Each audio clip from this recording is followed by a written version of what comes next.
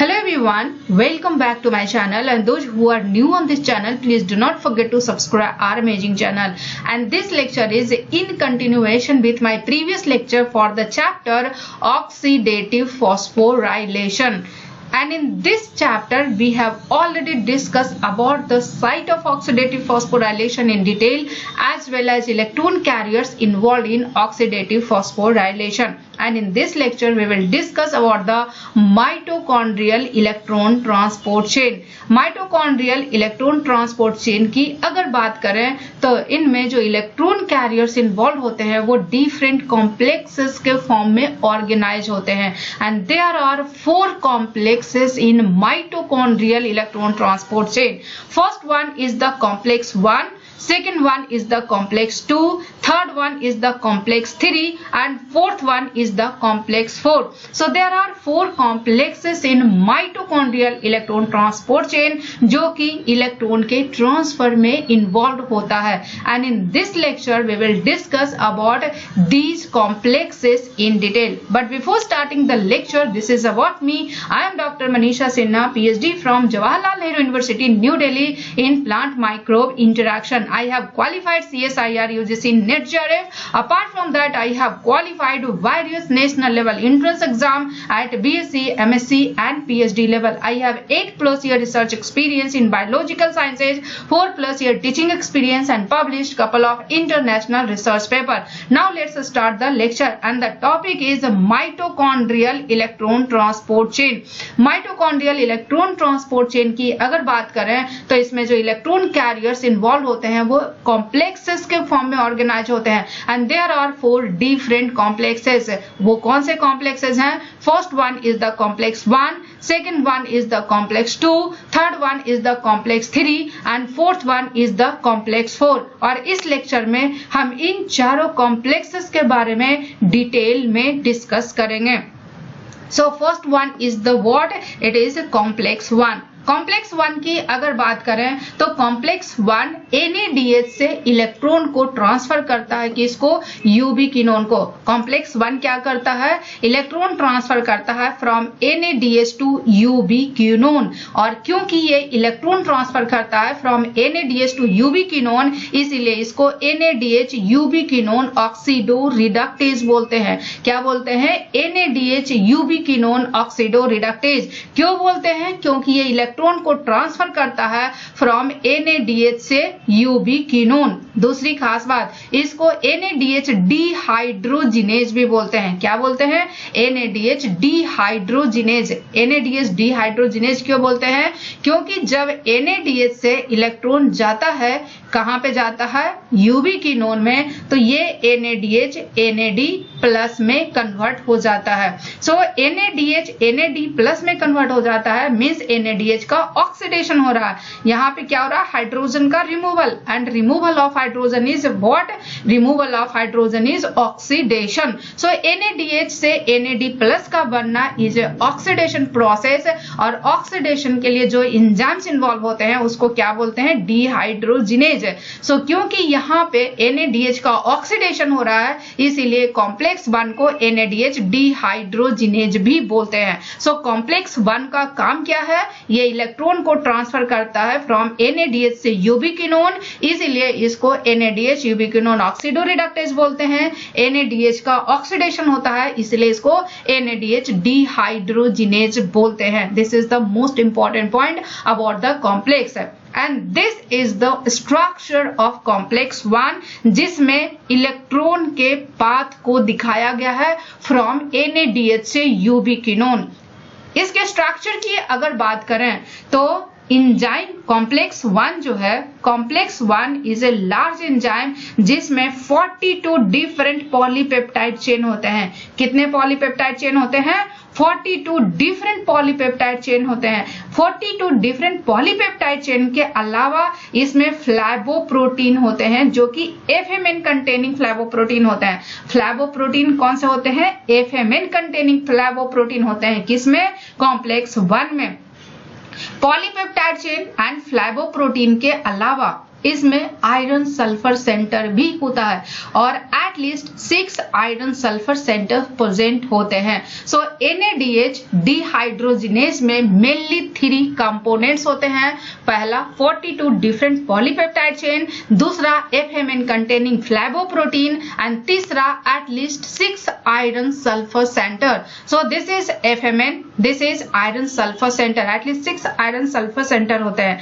Complex 2 में जो फ्लैवोप्रोटीन होता है वो FAD कंटेनिंग फ्लैवोप्रोटीन होता है, लेकिन कॉम्प्लेक्स 1 में जो फ्लैवोप्रोटीन होते हैं वो FMN कंटेनिंग फ्लैवोप्रोटीन होते हैं। इनके अगर स्ट्रक्चर की बात करें तो ये एल शेप्ड होता है। ये एल शेप्ड किस तरह से होता है? इस तरह से होता है। सो ये बेसिकली एल शेप्ड है जिसका एक आर्म मेम्ब्रेन में इंबेडेड होता है और उसको मेम्ब्रेन आर्म बोलते हैं, और दूसरा आर्म मैट्रिक्स में एक्सटेंडेड होते हैं, उसको मैट्रिक्स आर्म बोलते हैं। So this one is the membrane arm and this one is the matrix arm.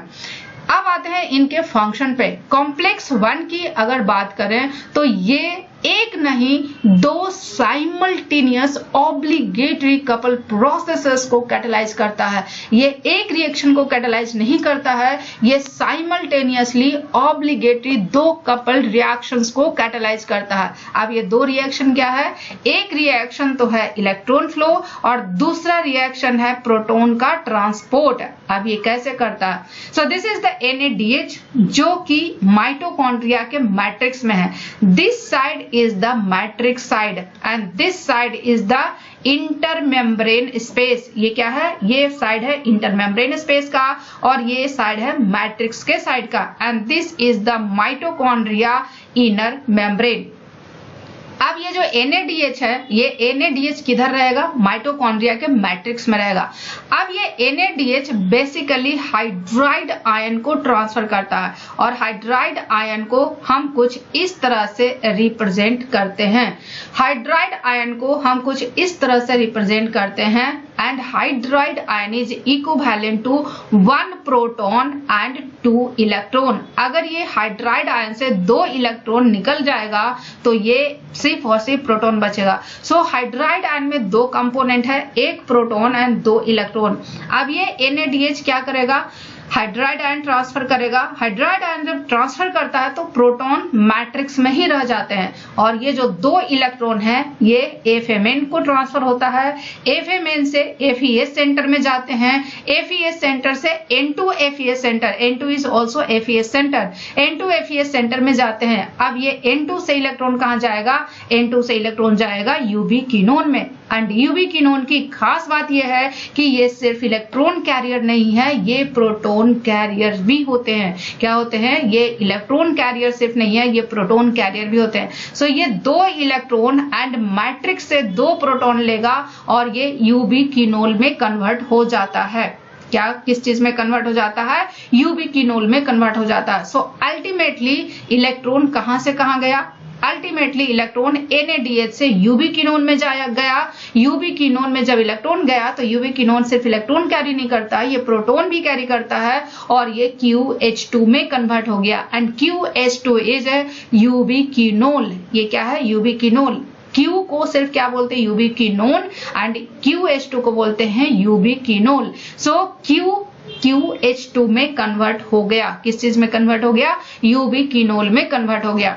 अब यहाँ पे इंपॉर्टेंट पॉइंट ये है कि NADH से इलेक्ट्रॉन कहाँ गया? UB कीनोन में, और NADH NAD प्लस में कन्वर्ट हो गया। मीन्स यहाँ पे ऑक्सीडेशन हो रहा है। सो NADH से जब इलेक्ट्रॉन UB कीनोन में जाता है तो इस इलेक्ट्रॉन के ट्रांसफर से एनर्जी रिलीज होती है और वह एनर्जी यूज होता है प्रोटॉन को पंप करने में। और प्रोटॉन को पंप कहां से कहां करेगा? मैट्रिक्स से इंटरमेम्ब्रेन स्पेस में। और 2 इलेक्ट्रॉन का जब ट्रांसफर होता है NADH से UB कीनोन में तो टोटल 4 प्रोटॉन का पंप होता है from matrix to intermembrane space में। सो यहाँ पे 2 तरह के रिएक्शन हुए। एक तो NADH से इलेक्ट्रॉन कहाँ गया? NADH से 2 इलेक्ट्रॉन गया UB कीनोन में और ये UB कीनोल में कन्वर्ट हो गया। दूसरा 4 प्रोटॉन्स, जब 2 इलेक्ट्रॉन का ट्रांसफर होता है तो 4 प्रोटॉन का पंपिंग होता है किधर से किधर, from matrix to inter membrane space, किधर से किधर, मैट्रिक्स से इंटर मेम्ब्रेन स्पेस की तरफ। सो यहाँ पे एक चीज और इम्पॉर्टेंट है कि यहाँ पे जो ट्रांसफर है, यहाँ पे जो रिएक्शन कैटालाइज हो रहा है, चाहे वो इलेक्ट्रॉन ट्रांसफर हो या फिर प्रोटॉन का पंप हो, ये वेक्टोरियल है, मींस मैट्रिक्स से इंटर मेम्ब्रेन स्पेस की तरफ है। सो यहाँ पे एक और पॉइंट है, प्रोटॉन का ट्रांसफर हो रहा है मैट्रिक्स से इंटर मेम्ब्रेन स्पेस में, एंड प्रोटॉन की is the positively charged. So intermembrane space को हम p साइड से रिप्रेजेंट करते हैं, p for positively charged, and matrix को n साइड से रिप्रेजेंट करते हैं, n is negatively charge. n side क्यों हुआ, क्योंकि इसमें निगेटिव चार्जेस का कंसंट्रेशन ज्यादा है। निगेटिव चार्जेस कहां से आया, क्योंकि ये जो प्रोटॉन है ये वाटर के डिसोसिएशन से आते हैं, H plus and OH minus. H plus चला जाता है इंटरमेम्ब्रेन स्पेस में, बाकी मैट्रिक्स में OH माइनस रह जाता है। सो OH माइनस का कंसंट्रेशन बढ़ने लगेगा, and OH minus is negatively charge, so matrix में निगेटिव चार्ज का कंसंट्रेशन बढ़ेगा। सो यहाँ पे दो इंपॉर्टेंट पॉइंट हमने सीखा। पहला, कॉम्प्लेक्स 1 का क्या फंक्शन है। कॉम्प्लेक्स 1 हमेशा NADH से इलेक्ट्रॉन ट्रांसफर करता है यूबिक्विनोन को, और 2 इलेक्ट्रॉन जब ट्रांसफर करता है तो मैट्रिक्स से 4 प्रोटॉन का पंप होता है टू द इंटरमेम्ब्रेन स्पेस, और ये वेक्टोरियल ट्रांसपोर्ट होता है। और क्योंकि प्रोटॉन का ट्रांसफर होता है इंटरमेम्ब्रेन स्पेस में, क्योंकि वो पॉजिटिवली चार्ज है, तो इसको p साइड बोलते हैं, एंड मैट्रिक्स को n साइड बोलते हैं, क्योंकि इधर निगेटिव कंसंट्रेशन होता है। So this is all about complex 1। Complex 1 में इससे ज्यादा आपको नहीं पढ़ना है। नेक्स्ट कुछ इंपॉर्टेंट पॉइंट है जहां से क्वेश्चंस बहुत आते हैं, ये बहुत ही इंपॉर्टेंट पॉइंट है। इंपॉर्टेंट पॉइंट क्या है, यहाँ पे कुछ इनहिबिटर्स हैं जो कि इलेक्ट्रॉन के फ्लो को इनहिबिट करता है। कहां से कहां इनहिबिट करता है, FeS सेंटर से यूबिक्विनोन। FeS सेंटर से यूबिक्विनोन में इलेक्ट्रॉन के फ्लो को इनहिबिट करता है, और इनहिबिट करेगा it means overall oxidative process को इनहिबिट करता है। वो कौन कौन से ड्रग है, 3 इंपॉर्टेंट ड्रग है। First one is the amytal. Amytal की अगर बात करें तो बारबिट्यूरेट ड्रग है। Second one is the rotenone, जो कि एक प्लांट प्रोडक्ट है and it is commonly used as an insecticide. Third one is the piericidin A, जो कि एंटीबायोटिक है। सो यहाँ पे ये 3 इनहिबिटर हैं जो कि इलेक्ट्रॉन फ्लो को इनहिबिट करता है from FeS centre to ubiquinone, और ये क्वेश्चन डायरेक्ट आते हैं एग्जाम में। अब जब NADH से इलेक्ट्रॉन गया यूबिक्विनोन में, तो ये क्या बन गया, यूबिक्विनोल, दैट इज QH2। एंड यूबिक्विनोल की अगर बात करें तो ये फुल्ली रिड्यूस्ड फॉर्म है। ये क्या है, it is fully reduced form, और फुल्ली रिड्यूस्ड फॉर्म है इट मींस कि ये हाइड्रोफोबिक है। क्या है, हाइड्रोफोबिक है, और मेम्ब्रेन का जो इंटरनल स्पेस होता है वो हाइड्रोफोबिक होता है। इट मींस कि यूबिक्विनोल फ्रीली डिफ्यूज करेगा। क्या करेगा, फ्रीली डिफ्यूज करेगा, और ये डिफ्यूज करके कहां जाएगा, ये जाएगा कॉम्प्लेक्स 3 में। कहां जाएगा, कॉम्प्लेक्स 3 के पास जाएगा इलेक्ट्रॉन डोनेट करने के लिए। सो कॉम्प्लेक्स 3 का स्ट्रक्चर क्या है वो हमें देखना है, लेकिन उससे पहले हम आते हैं कॉम्प्लेक्स 2 पे। कॉम्प्लेक्स 2 की अगर बात करें तो ये इलेक्ट्रॉन को ट्रांसफर करता है फ्रॉम सक्सिनेट टू यूबिक्विनोन, इसीलिए इसको सक्सिनेट डिहाइड्रोजिनेज बोलते हैं। अब सक्सिनेट से इलेक्ट्रॉन ट्रांसफर हो जाएगा यूबिक्विनोन में, तो सक्सिनेट का डेफिनेटली ऑक्सीडेशन हो जाएगा, और ऑक्सीडेशन में जो एंजाइम इन्वॉल्व होते हैं उसको क्या बोलते हैं, डिहाइड्रोजिनेज। सो कॉम्प्लेक्स 2 क्योंकि इलेक्ट्रॉन ट्रांसफर करता है सक्सिनेट से यूबिक्विनोन, इसलिए इसको बोलते हैं क्या, सक्सिनेट डिहाइड्रोजिनेज। सो कॉम्प्लेक्स 2 का दूसरा नाम क्या है, कॉम्प्लेक्स 2 का दूसरा नाम है succinate dehydrogenase. Succinate dehydrogenase is one enzyme of Krebs cycle, that is citric acid cycle. And succinate सिर्फ और सिर्फ इकलौता एंजाइम है सिट्रिक एसिड साइकिल का जो कि मेम्ब्रेन से बॉन्ड होता है।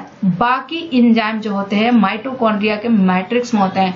सिट्रिक एसिड साइकिल के बाकी एंजाइम माइटोकॉन्ड्रिया मैट्रिक्स में होते हैं, लेकिन एक एंजाइम जो सक्सिनेट डिहाइड्रोजिनेज है वो इकलौता एंजाइम है सिट्रिक एसिड साइकिल का जो कि मेम्ब्रेन से बॉन्ड होता है। इनके स्ट्रक्चर या कॉम्प्लेक्सिटी की बात करें तो कॉम्प्लेक्स 1 के कंपैरिजन में इनका जो साइज होता है वो सिंपल होता है, इसका साइज जो होता है वो स्मॉलर होते हैं। इनकी कॉम्प्लेक्सिटी की अगर बात करें तो सिंपल होते हैं एज कंपेयर टू कॉम्प्लेक्स 1। इसमें 5 प्रोस्थेटिक ग्रुप होते हैं, लेकिन 2 तरह के प्रोस्थेटिक ग्रुप होते हैं। इसके अलावा 4 डिफरेंट प्रोटीन सब यूनिट्स होते हैं। 4 डिफरेंट प्रोटीन सब यूनिट्स क्या क्या है? सब unit c, subunit d, subunit a and subunit b. Subunit c and subunit d की अगर बात करें तो subunit c and subunit d जो ग्रीन कलर से दिखाया गया है दे आर सब यूनिट सी, जो पर्पल कलर से दिखाया गया है it is subunit d. Subunit c and subunit d की अगर बात करें तो ये इंटीग्रल मेम्ब्रेन प्रोटीन है और दोनों में 3 हेलिक्स होते हैं। चाहे सब यूनिट डी हो या सब यूनिट डी हो, दोनों में 3 हेलिक्स प्रेजेंट होते हैं and both are integral membrane protein. ये दोनों के दोनों क्या है? ये दोनों के दोनों इंटीग्रल मेम्ब्रेन प्रोटीन है और दोनों में 3 ट्रांस मेम्ब्रेन हेलिक्स प्रेजेंट होते हैं। इनमें क्या क्या प्रेजेंट होते हैं? इसमें 2 चीज प्रेजेंट होता है, एक तो हीम बी ग्रुप और दूसरा यूबिक्विनोन and यूबिक्विनोन is the final electron acceptor of the complex 2। So complex 2 से इलेक्ट्रॉन कहां से कहां जाता है? सक्सिनेट से यूबिक्विनोन में। और ये यूबिक्विनोन कहां प्रेजेंट होते हैं? यूबिक्विनोन प्रेजेंट होते हैं सब यूनिट सी एंड डी में, जो कि इंटीग्रल मेम्ब्रेन प्रोटीन है। वहीं पे subunit a and subunit b की अगर बात करें तो ये मैट्रिक्स की तरफ एक्सटेंडेड होता है। लेकिन अगर बैक्टीरिया की बात करें तो वहां पे क्योंकि माइटोकॉन्ड्रिया नहीं होते हैं तो वहां पे साइटोप्लाज्म में एक्सटेंडेड होते हैं। सो सब यूनिट ए एंड बी कहां होगा? Subunit a and b mitochondrial matrix में प्रेजेंट होंगे। यहाँ पे भी 3 इंपॉर्टेंट चीजें होती है। एक तो एफएडी की बाइंडिंग साइट होती है, दूसरा एफईएस सेंटर होते हैं और एफईएस सेंटर की अगर बात करें तो टोटल 3 एफईएस सेंटर होते हैं। कितने एफईएस सेंटर होते हैं? 3 एफईएस सेंटर होते हैं। कॉम्प्लेक्स 1 में कितने थे? एटलीस्ट 6 एफईएस सेंटर थे। लेकिन कॉम्प्लेक्स 2 में कितने एफईएस सेंटर हैं? कॉम्प्लेक्स 2 में एटलीस्ट 3 एफईएस सेंटर है, जो कि 2 एफई2एस सेंटर है। दूसरा एफएडी है और तीसरा सबस्ट्रेट बाइंडिंग साइट है। This is the substrate binding site जो कि सक्सिनेट बाइंडिंग साइट है। अब इसमें इलेक्ट्रॉन ट्रांसफर कहां से कहां होगा?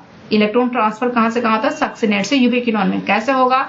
यहाँ पे सक्सिनेट बाइंड करता है, सक्सिनेट से इलेक्ट्रॉन जाता है एफएडी में, दिस इज एफएडी। एफएडी से इलेक्ट्रॉन कहां जाएगा? एफईएस में, क्योंकि एफईएस 3 है तो 1 एफईएस, 2 एफईएस और 3 एफईएस। एफएडी से इलेक्ट्रॉन कहां जाएगा? एफईएस में। और इस एफईएस से इलेक्ट्रॉन कहां जाएगा? यूबिक्विनोन में। And यूबिक्विनोन is the final electron acceptor of complex 2। और जब यूबिक्विनोन में इलेक्ट्रॉन जाएगा तो ये इलेक्ट्रॉन और प्रोटॉन दोनों कैरी करता है और ये QS2 में कन्वर्ट हो जाएंगे। अब ये QS2 क्या है? फुल्ली रिड्यूस्ड फॉर्म में है, हाइड्रोफोबिक है, इजिली डिफ्यूज होगा। अब ये कहां जाएगा? ये जाएगा कॉम्प्लेक्स 3 के पास। कहां जाएगा? कॉम्प्लेक्स 3 के पास जाएगा। कुछ इंपॉर्टेंट पॉइंट है। Heme b of complex 2 is apparently not in the direct path of electron transfer. जैसा कि आपने यहाँ देखा कि यहाँ पे इलेक्ट्रॉन कहाँ से कहाँ गया? सक्सिनेट बाइंडिंग साइट से एफएडी गया, एफएडी से एफईएस में गया, एफईएस से डायरेक्टली यूबिक्विनोन में गया। यूबिक्विनोन में इलेक्ट्रॉन गया लेकिन हीम बी यहाँ पे डायरेक्ट इन्वॉल्व नहीं है। हीम बी का क्या फंक्शन है? So heme B serve instead to reduce the frequency with which electrons leak out of the system, moving from succinate to molecular oxygen to produce reactive oxygen species, that is hydrogen peroxide और superoxide radical। Haem B क्या करता है?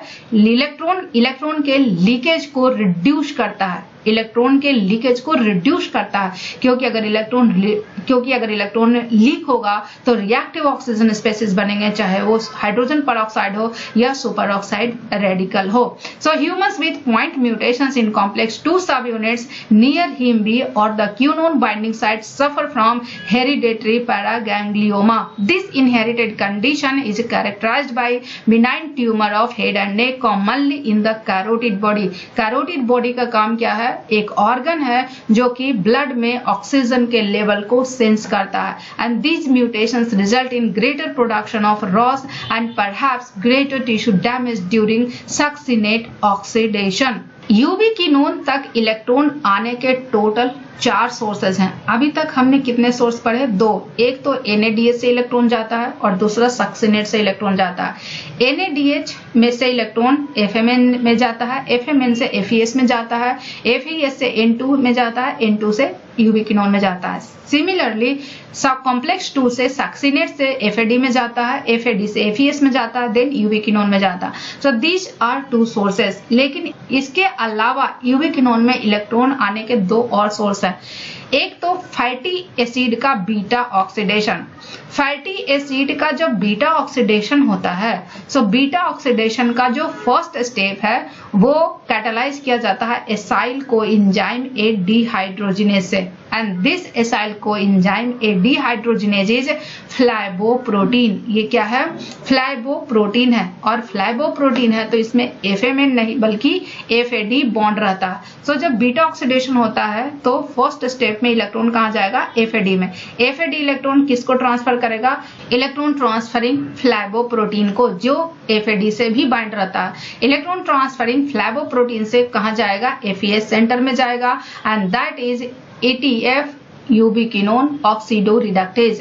And ETF ubiquinone oxidoreductase से electron कहाँ जाएगा?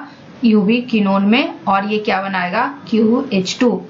Fourth step जो है, fourth source of electron is cytoplasm. Fourth source of electron की अगर बात करें तो ये साइटोप्लाज्म में होते हैं। It is towards the intermembrane space. यहाँ पे ग्लिसरॉल 3 फॉस्फेट डिहाइड्रोजिनेज होता है। यहाँ पे कौन काम करता है? यहाँ पे काम करता है ग्लिसरॉल 3 फॉस्फेट शटल, और ग्लिसरॉल 3 फॉस्फेट शटल में ग्लिसरॉल 3 फॉस्फेट डिहाइड्रोजिनेज होते हैं, और ये भी फ्लाइबोप्रोटीन है जिससे FAD बॉन्ड होता है। अब इस ग्लिसरॉल 3 फॉस्फेट शटल में इलेक्ट्रॉन कौन देगा? Glycerol 3 phosphate.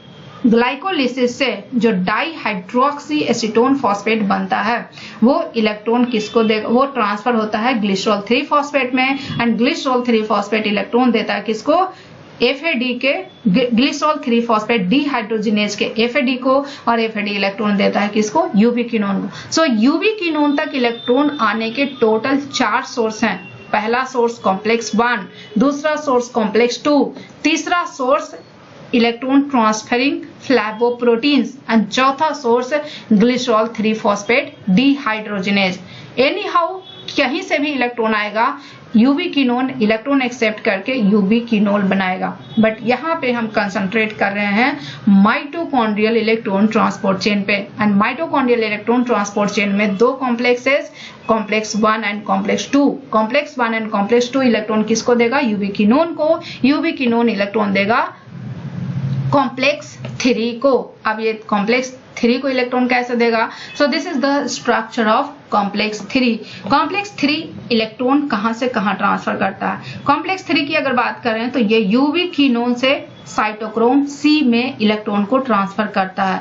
इसको साइटोक्रोम B/C1 कॉम्प्लेक्स भी बोलते हैं, या यूबिक्विनोन साइटोक्रोम C ऑक्सीडो रिडक्टेज भी बोलते हैं। साइटोक्रोम B/C1 कॉम्प्लेक्स भी बोलते हैं, या फिर यूबिक्विनोन साइटोक्रोम C ऑक्सीडो रिडक्टेज भी बोलते हैं। ये क्या करता है? ये यूबिक्विनोल से साइटोक्रोम C में इलेक्ट्रॉन ट्रांसफर करता है। और दूसरी खास बात कि जब इलेक्ट्रॉन ट्रांसफर होता है तो 2 इलेक्ट्रॉन का ट्रांसफर होता है तो 4 प्रोटॉन का पंपिंग होता है। कितने प्रोटॉन का पंपिंग होता है? 4 प्रोटॉन का पंपिंग होता है। अब ये किस तरह से काम करता है? कॉम्प्लेक्स की अगर स्ट्रक्चर की बात करें तो ये डाइमर है। क्या है? Dimer of identical monomer. This is 1 monomer and this is another monomer, और ईच मोनोमर में 11 डिफरेंट सब यूनिट्स होते हैं। कितने यूनिट्स होते हैं? 11 डिफरेंट सब यूनिट्स होते हैं। मोनोमर की अगर स्ट्रक्चर की बात करें तो फंक्शनल कोर में 3 सब यूनिट होते हैं। कितने सब यूनिट होते हैं? 3 सब यूनिट होते हैं। एक तो होता है साइटोक्रोम B। ये क्या है? साइटोक्रोम B, जो कि ग्रीन कलर से रिप्रेजेंट किया हुआ है। दूसरा है रिस के आयरन सल्फर प्रोटीन। दूसरा क्या है? रिस के आयरन सल्फर प्रोटीन, जो पर्पल से है, और रिस के आयरन सल्फर प्रोटीन में 2Fe2S सेंटर होता है। तीसरा सब यूनिट की अगर बात करें तो it is cytochrome C1। So functional core क्या है? 3 सब यूनिट। एक तो साइटोक्रोम B, दूसरा रिस के आयरन सल्फर प्रोटीन, और तीसरा साइटोक्रोम C1। यहाँ पे अगर cytochrome C1 and Rieske iron sulphur protein की बात करें, cytochrome C1 and Rieske iron sulphur protein की अगर बात करें तो ये किधर प्रोजेक्टेड होता है? ये प्रोजेक्टेड होता है पी साइड की तरफ। और पी साइड क्या है? पी साइड है इंटरमेम्ब्रेन स्पेस। क्या है? Intermembrane space. पी साइड क्या है? इंटरमेम्ब्रेन स्पेस की तरफ है। So cytochrome C1 and Rieske iron sulphur protein intermembrane space की तरफ प्रोजेक्टेड होता है। किधर प्रोजेक्टेड होता है? इंटरमेम्ब्रेन स्पेस की तरफ प्रोजेक्टेड होता है। कॉम्प्लेक्स 3 के फंक्शन के लिए डाईमेरिक होना बहुत जरूरी है। सो कॉम्प्लेक्स 3 के फंक्शन के लिए डाईमेरिक स्ट्रक्चर होना बहुत जरूरी है। ये दो मोनोमर के बीच में 2 पॉकेट बनता है और दोनों पॉकेट पे यूवी किनोन की बाइंडिंग साइट होती है। एक तो इधर बनता है पी साइड की तरफ जिसको QP बोलते हैं और दूसरा N साइड की तरफ जिसको QN बोलते हैं। अब इम्पॉर्टेंट पॉइंट यह है कि कॉम्प्लेक्स 3 के थ्रू इलेक्ट्रॉन का ट्रांसफर कैसे होता है। कॉम्प्लेक्स 3 के थ्रू अगर इलेक्ट्रॉन की ट्रांसफर की बात करें तो वो एक स्पेशल साइकिल के थ्रू होता है और उस साइकिल को बोलते हैं Q साइकिल। क्या बोलते हैं? Q cycle. सो कॉम्प्लेक्स 3 के थ्रू इलेक्ट्रॉन्स एंड प्रोटॉन्स का पासेज जो होता है वो एक्सप्लेन किया जाता है किसके द्वारा? Q साइकिल के द्वारा किया जाता है। अब कॉम्प्लेक्स 3 क्या करता है? ये यूवी किनोल से ट्रांसफर करता है इलेक्ट्रॉन को। कहां पे? साइटोक्रोम C में। यूवी किनोल की अगर बात करें तो ये 2 इलेक्ट्रॉन कैरियर है। वहीं पे साइटोक्रोम C की अगर बात करें तो ये साइटोक्रोम C की अगर बात करें तो ये 1 इलेक्ट्रॉन कैरियर है। सो Q साइकिल एकोमोडेट करता है switch between 2 electron carrier and 1 electron carrier. किसके किसके बीच में करता है एकोमोडेट? ये Q साइकिल स्विच एकोमोडेट करता है between 2 electron carrier and 1 electron carrier. अब ये कैसे करता है ये बहुत ही इंटरेस्टिंग है। यहाँ पे 1 मॉलिक्यूल QH2 काम नहीं करता है बल्कि यहाँ पे 2 मॉलिक्यूल QH2 काम करता है। अब वो कैसे काम करता है? एक मॉलिक्यूल QH2 है, दिस इज 1 मॉलिक्यूल QH2। ये इलेक्ट्रॉन किसको देगा? ये 2 इलेक्ट्रॉन रिलीज करता है बट 2 इलेक्ट्रॉन एक ही कंपोनेंट को नहीं देता है। एक इलेक्ट्रॉन देता है FeS को और एक इलेक्ट्रॉन देता है Bl एंड BH को। एक इलेक्ट्रॉन किसको देगा? Bl को और ये BH तक जाएगा। सो जब ये एक इलेक्ट्रॉन FeS को देता है तो ये साइटोक्रोम C1 तक जाता है एंड देन साइटोक्रोम C तक जाता है। दूसरा इलेक्ट्रॉन Bl BH से Q में जाता है। सो QH2 जो है एक molecule QH2 ultimately 2 electron release करता है लेकिन 2 में से एक इलेक्ट्रॉन FeS को देता है और एक इलेक्ट्रॉन हिम B को देता है, that is Bl and BH। सो जो Bl और BH को इलेक्ट्रॉन देता है वो इलेक्ट्रॉन कौन लेता है? यूवी किनोन। और ये यूवी किनोन रेडिकल में कन्वर्ट हो जाता है। किस चीज में कन्वर्ट हो जाता है? यूवी किनोन रेडिकल में कन्वर्ट हो जाता है। सो जब 1 मॉलिक्यूल यूवी किनोन 2 इलेक्ट्रॉन देता है तो इससे जो एनर्जी रिलीज होती है उस एनर्जी को यूटिलाइज करता है 2 प्रोटॉन के पंपिंग करने में from matrix to intermembrane space. So जब ये ट्रांसफर करता है 1 इलेक्ट्रॉन तो 2 प्रोटॉन की पंपिंग होती है। अल्टीमेटली ये 2 इलेक्ट्रॉन रिलीज करता है लेकिन 2 इलेक्ट्रॉन में से साइटोक्रोम C तक कितने इलेक्ट्रॉन जाते हैं? एक ही इलेक्ट्रॉन जाते हैं क्योंकि एक इलेक्ट्रॉन तो ये हिम B और अल्टीमेटली Q तक जाता है और ये यूवी किनोन रेडिकल में कन्वर्ट हो जाते हैं। यहां तक समझ में आया? नाउ जो नेक्स्ट साइकिल होता है जो दूसरा मॉलिक्यूल यूवी किनोल है ये भी 2 इलेक्ट्रॉन रिलीज करेगा बट 2 इलेक्ट्रॉन में से एक इलेक्ट्रॉन ही साइटोक्रोम C तक जाएगा। पहले ये FeS को देगा, देन साइटोक्रोम C1 को देगा, देन साइटोक्रोम C को देगा। दूसरा इलेक्ट्रॉन Bl को देगा, Bl से BH में जाएगा। अब ये जो यूवी किनोल रेडिकल बना है ये इलेक्ट्रॉन लेगा बट ये सिर्फ इलेक्ट्रॉन नहीं लेगा, ये साथ में 2 प्रोटॉन भी लेगा और 2 प्रोटॉन लेके ये एक मॉलिक्यूल QH2 बनाएगा एंड अगेन यहाँ पे भी इलेक्ट्रॉन ट्रांसफर से जो एनर्जी रिलीज होती है वो एनर्जी को यूज करता है for the pumping of 2 protons from matrix to intermembrane space. So यहाँ पे भी अल्टीमेटली इलेक्ट्रॉन का ट्रांसफर साइटोक्रोम सी तक कितना हुआ, यहाँ पे भी इलेक्ट्रॉन का ट्रांसफर एक ही हुआ, लेकिन प्रोटॉन का ट्रांसफर कितना हुआ, 2 प्रोटॉन का ट्रांसफर हुआ। सो यहाँ पे इन कंक्लूजन अगर बोले तो एक इलेक्ट्रॉन और एक इलेक्ट्रॉन, 2 इलेक्ट्रॉन के ट्रांसफर में कितने प्रोटॉन की पंपिंग हुई, 2 प्रोटॉन एंड 2 प्रोटॉन, टोटल कितने प्रोटॉन, टोटल 4 प्रोटॉन। 2 इलेक्ट्रॉन के ट्रांसफर में 4 प्रोटॉन की पंपिंग होती है। नेक्स्ट इंपॉर्टेंट पॉइंट, क्योंकि यहाँ पे 2 मॉलिक्यूल QH2 से इलेक्ट्रॉन गया है, लेकिन एक मॉलिक्यूल QH2 का फॉर्मेशन हो गया है, इसीलिए अल्टीमेटली ये बोलते हैं कि 1 मॉलिक्यूल QH2 से जब इलेक्ट्रॉन जाता है, 2 इलेक्ट्रॉन कहाँ जाता है, साइटोक्रोम C तक। तो ये टोटल कितने प्रोटॉन की पंप करते हैं, टोटल 4 प्रोटॉन की पंप करते हैं, क्योंकि एक QH2 बन जाता है। सो ओवरऑल रिएक्शन की अगर बात करें तो एक मॉलिक्यूल QH2 से 2 इलेक्ट्रॉन जाता है साइटोक्रोम C तक, तो 4 प्रोटॉन की पंपिंग होती है। But in actual 2 molecule QH2 से इलेक्ट्रॉन का ट्रांसफर होता है, क्योंकि एक मॉलिक्यूल QH2 से जब इलेक्ट्रॉन का ट्रांसफर होता है तो वो एक ही इलेक्ट्रॉन साइटोक्रोम C तक जाता है। सो 2 QH2 मॉलिक्यूल 2 इलेक्ट्रॉन ट्रांसफर करते हैं साइटोक्रोम C तक।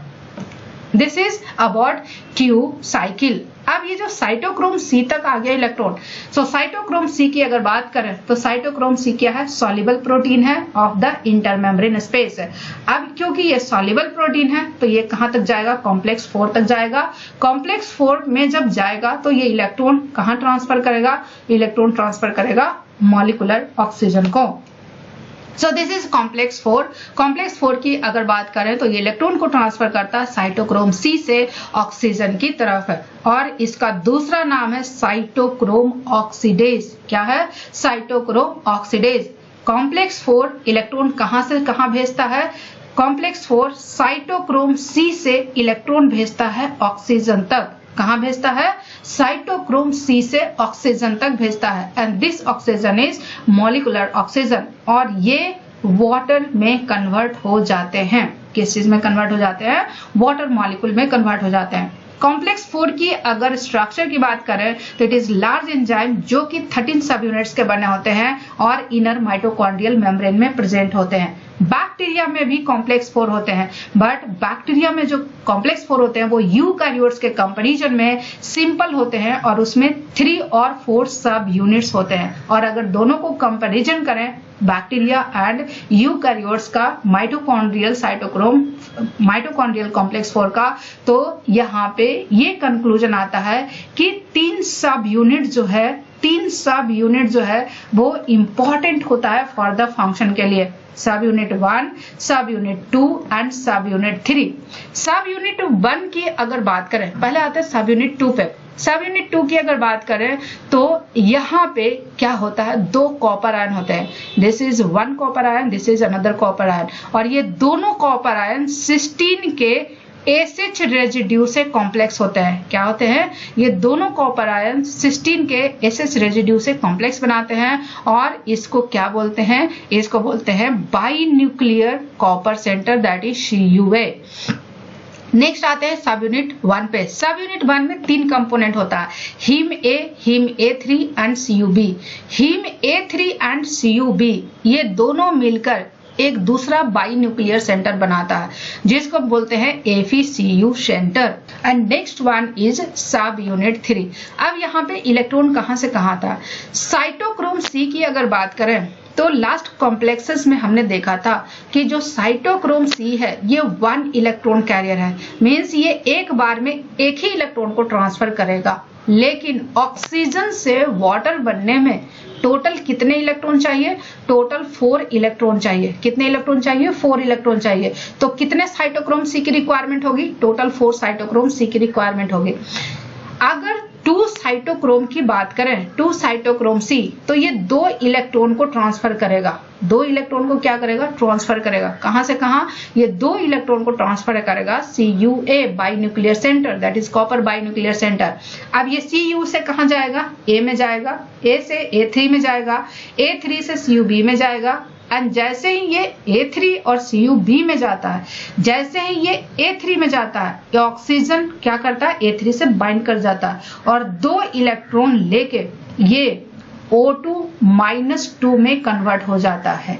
किस में कन्वर्ट हो जाता है? O2-2 में कन्वर्ट हो जाता है। मीनवाइल 2 मॉलिक्यूल साइटोक्रोम C से 2 इलेक्ट्रॉन और आता है और 2 इलेक्ट्रॉन और आएगा तो ये साथ में 4 प्रोटॉन्स लेता है और 4 प्रोटॉन्स लेके ये O2-2 2 मॉलिक्यूल वाटर का फॉर्मेशन करता है। और इस इलेक्ट्रॉन के ट्रांसफर से जो एनर्जी रिलीज होती है उससे 4 प्रोटॉन्स की पंपिंग होती है from matrix to intermembrane space. So 4 electron के ट्रांसफर पे 4 प्रोटॉन की पंपिंग हुई, तो 2 इलेक्ट्रॉन के ट्रांसफर पे कितना होगा? 2 प्रोटॉन की पंपिंग होगी। किसके थ्रू? कॉम्प्लेक्स 4 के through. And this is the path of electron transfer through the complex 4। Cytochrome C से जाएगा CuA सेंटर में, उसके बाद heme A3, CuB and then ultimately molecular oxygen और ये 4 प्रोटॉन्स लेके 2 वाटर मॉलिक्यूल का फॉर्मेशन करता है। And this is the summary of the flow of electron and protons through the 4 complexes of respiratory chain. This is complex 1. complex 1 की अगर बात करें तो complex 1 में इलेक्ट्रॉन कहां से कहां जाता है? NADH से यूबिक्विनोन में जाएगा। NADH से जब यूबिक्विनोन में जाएगा तो ये NAD प्लस में कन्वर्ट हो जाते हैं और जब ये NADH से इलेक्ट्रॉन यूबिक्विनोन में जाता है तो 4 प्रोटॉन्स का पंपिंग होता है from matrix to intermembrane space. Complex 2 की अगर बात करें तो यहाँ पे इलेक्ट्रॉन कहां से कहां जाएगा? यहाँ पे इलेक्ट्रॉन जाएगा सक्सिनेट से यूबिक्विनोन और सक्सिनेट से जाएगा यूबिक्विनोन में, तो ये सक्सिनेट ऑक्सीडाइज होकर क्या बनाएगा? फ्यूमरेट और इलेक्ट्रॉन यूबिक्विनोन में जाएगा। बट सक्सिनेट से जब इलेक्ट्रॉन जाता है यूबिक्विनोन में तो यहाँ पे प्रोटॉन्स की पंपिंग नहीं होती है। क्यों नहीं होती है? क्योंकि उतना इफिशिएंट, उतना सफिशिएंट एनर्जी रिलीज नहीं होता है कि यहाँ पे प्रोटॉन को पंप कर सके। सो सिर्फ और सिर्फ कॉम्प्लेक्स 2 है जहां पे इलेक्ट्रॉन ट्रांसफर होता है तो प्रोटॉन की पंपिंग नहीं होती है। Next one is the complex 3। Complex 3 की अगर बात करें तो ये यूबिक्विनोन से साइटोक्रोम C में इलेक्ट्रॉन को भेजता है और 2 इलेक्ट्रॉन का ट्रांसफर होता है तो 4 प्रोटॉन की पंपिंग होती है। Next one is the complex 4। Complex 4 की अगर बात करें तो ये साइटोक्रोम C से इलेक्ट्रॉन किसको देता है? मॉलिक्यूलर ऑक्सीजन तक और 2 इलेक्ट्रॉन का ट्रांसफर होता है तो 2 प्रोटॉन की पंपिंग होती है। सो इन टोटल NADH से मॉलिक्यूलर ऑक्सीजन तक, NADH से मॉलिक्यूलर ऑक्सीजन तक अगर 2 इलेक्ट्रॉन का ट्रांसफर होता है तो टोटल कितने प्रोटॉन की पंपिंग होती है? 4, 4, 8 एंड 2, टोटल 10 प्रोटॉन की पंपिंग होती है। वहीं पे अगर FADH2 की अगर बात करें, FADH2 जो कि कॉम्प्लेक्स 2 से बाइंड है, FADH2 से अगर इलेक्ट्रॉन ऑक्सीजन तक जाता है, 2 इलेक्ट्रॉन अगर जाएगा तो कितने प्रोटॉन की पंपिंग होगी? क्योंकि ये वाला कॉम्प्लेक्स 1 तो ये वाला कॉम्प्लेक्स 1 के थ्रू इलेक्ट्रॉन तो बाईपास हो गया, इसके थ्रू इलेक्ट्रॉन पास नहीं करेगा, पास करेगा कॉम्प्लेक्स 2 से, तो टोटल 4 एंड 2 टोटल 6 प्रोटॉन की पंपिंग होती है। So this is all about different complexes of mitochondrial electron transport chain. अब यहाँ इंपॉर्टेंट पॉइंट है, this is inner mitochondrial membrane and this is outer mitochondrial membrane. ये क्या है? इनर माइटोकॉन्ड्रियल मेम्ब्रेन है, ये आउटर माइटोकॉन्ड्रियल मेम्ब्रेन है।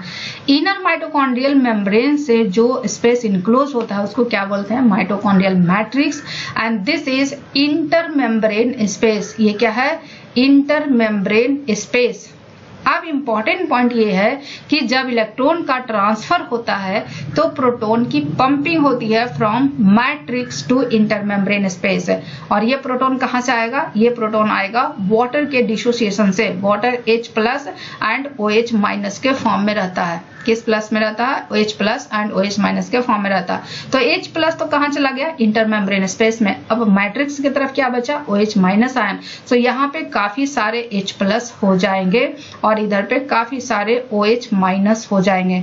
Means matrix की तरफ जो इनर मेम्ब्रेन का डायरेक्शन है उधर काफी सारे OH माइनस हो जाएंगे। दिस इज N साइड जो कि मैट्रिक्स साइड है and this is P side जो कि इंटर मेम्ब्रेन स्पेस है। ये क्या है? इंटर मेम्ब्रेन स्पेस है। अब इस इनर माइटोकॉन्ड्रियल मेम्ब्रेन के अगेंस्ट, इस इनर माइटोकॉन्ड्रियल मेम्ब्रेन का अक्रॉस दो चीजें हुआ है। एक तो चार्ज सेपरेशन हुआ है, प्लस चार्ज आ गया इधर, माइनस चार्ज आ गया इधर। मीन्स यहाँ पे चार्ज सेपरेशन हुआ है एंड चार्ज सेपरेशन की वजह से क्या हुआ? यहाँ पे क्या हुआ? Charge separation. चार्ज सेपरेशन की वजह से क्या हुआ? इस मेम्ब्रेन के अक्रॉस इलेक्ट्रिकल पोटेंशियल एनर्जी क्या हो गया? कंजर्व हो गया। इलेक्ट्रिकल पोटेंशियल एनर्जी क्या हो गया? प्रिजर्व हो गया। दूसरा चीज क्या हुआ? दूसरा चीज हुआ difference in concentration of H plus. Difference in concentration of H plus. H plus के कंसंट्रेशन में डिफरेंस आ गया। मीन्स इस तरफ H प्लस का कंसंट्रेशन ज्यादा हो गया और मैट्रिक्स में H प्लस का कंसंट्रेशन कम हो गया। तो इससे क्या हो गया? H प्लस के कंसंट्रेशन में डिफरेंस हो गया। किसके अक्रॉस? इनर मेम्ब्रेन के अक्रॉस। और जब डिफरेंस हो गया कंसंट्रेशन में तो ये केमिकल पोटेंशियल एनर्जी के फॉर्म में स्टोर हो गया। किस फॉर्म में? केमिकल पोटेंशियल एनर्जी के फॉर्म में स्टोर हो गया। Chemical potential energy and electrical potential energy दोनों को कंबाइंडली बोलते हैं प्रोटॉन मोटिव फोर्स। क्या बोलते हैं? Proton motive force. क्या बोलते हैं? Proton motive force. अब इस प्रोटॉन मोटिव फोर्स में कितने कंपोनेंट हुए? प्रोटॉन मोटिव फोर्स के दो कंपोनेंट हुए। First one is the chemical potential energy, second one is the electrical potential energy. अब यहाँ पे इंपॉर्टेंट ये है कि ये जो प्रोटॉन ग्रेडियंट बना है across the inner mitochondrial membrane, ये प्रोटॉन ग्रेडियंट जब ब्रेक होगा तो उससे जो एनर्जी रिलीज होगी उस एनर्जी से ADP का फॉस्फोराइलेशन होगा और वो क्या बनाएगा? ATP बनाएगा। सो प्रोटॉन ग्रेडियंट का ब्रेक डाउन से ATP का फॉर्मेशन होता है और इसको एक्सप्लेन करता है केमी ऑस्मोटिक मॉडल। प्लांट की अगर बात करें तो प्लांट में एक अल्टरनेटिव मैकेनिज्म होता है NADH को ऑक्सीडाइज करने का। प्लांट में दो कंडीशन होते हैं, एक तो लाइट कंडीशन और दूसरा dark condition.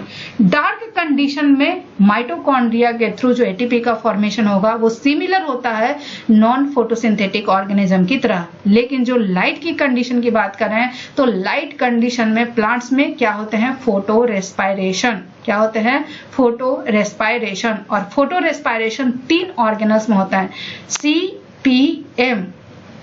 C for what? C for chloroplast. P for what? P for peroxisomes and M for mitochondria. So photo respiration की प्रोसेस 3 ऑर्गेनल में होते हैं, chloroplast, peroxisome and mitochondria. Mitochondria में ग्लाइसिन से serine बनता है और उस रिएक्शन में NADH का फॉर्मेशन होता है। क्या होता है? NADH का फॉर्मेशन होता है। अब ये NADH का तो फॉर्मेशन होते रहेगा, लेकिन NADH की अगर रिक्वायरमेंट नहीं है तो ये NADH एक्सेस में बनते रहेगा। अब इस NADH को NAD प्लस में कन्वर्ट करना है। क्या करना है? NAD प्लस में कन्वर्ट करना है। बट ATP की रिक्वायरमेंट नहीं है। ATP की रिक्वायरमेंट नहीं है तो ऑक्सीडेटिव फॉस्फोराइलेशन होगा नहीं। तो इस NADH को NAD प्लस में कन्वर्ट करने का लिए एक अल्टरनेटिव पाथवे है in the mitochondria, in the plant mitochondria, और वहां पे काम करता है alternative NADH dehydrogenase and alternative oxidase. NADH से NAD प्लस में बनता है। अब ये अल्टरनेटिव NADH डिहाइड्रोजिनेज इलेक्ट्रॉन किसको देगा? यूबिक्विनोन को। अब ये यूबिक्विनोन कॉम्प्लेक्स 3 को इलेक्ट्रॉन नहीं देता है, यहाँ पे अल्टरनेटिव ऑक्सीडेज काम करता है। अल्टरनेटिव ऑक्सीडेज डायरेक्टली यूवी किनोन से इलेक्ट्रॉन किसको देता है, ऑक्सीजन को, और ये वाटर में कन्वर्ट होता है और इससे जो एनर्जी रिलीज होती है वो हीट के फॉर्म में रिलीज होती है, जो कि प्लांट्स के लिए वैल्यूएबल होता है। इस अल्टरनेटिव ऑक्सीडेज की एक खास बात यह है कि ये साइनाइड से इनहिबिट नहीं होता है, means it is a cyanide resistance NADH oxidation in the plants, जो कि प्लांट के लिए हॉलमार्क है, प्लांट इलेक्ट्रॉन ट्रांसफर पाथवे के लिए यूनिक है, हॉलमार्क है, जो कि एनिमल्स में नहीं होते हैं। So this is plant mitochondria, जो कि अल्टरनेटिव मैकेनिज्म है NADH को ऑक्सीडाइज करने के लिए। So this is all about all the complexes of mitochondrial respiratory chain, and in my next lecture we will discuss about the mechanism of ATP synthesis. So stay tuned for this lecture, and if you have any doubt and query, please let me comment in the comment section, and please do not forget to like, share and subscribe the channel. Thank you very much.